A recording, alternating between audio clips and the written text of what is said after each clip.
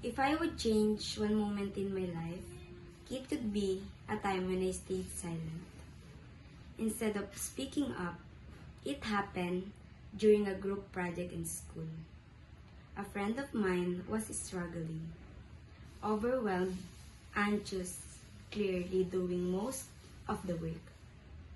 I saw how tired they were, how unfair the situation was, and I know I should said something, but I didn't. I told myself it was my place, or that things could somehow sort themselves out.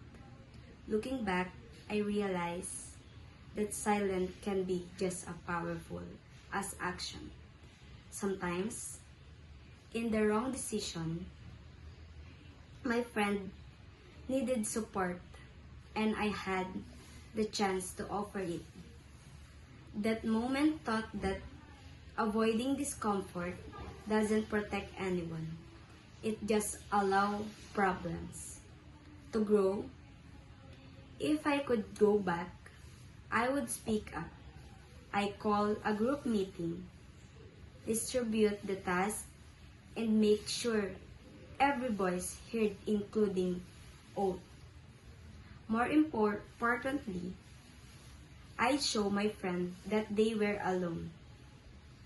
And moving forward, that the version of myself I want to be.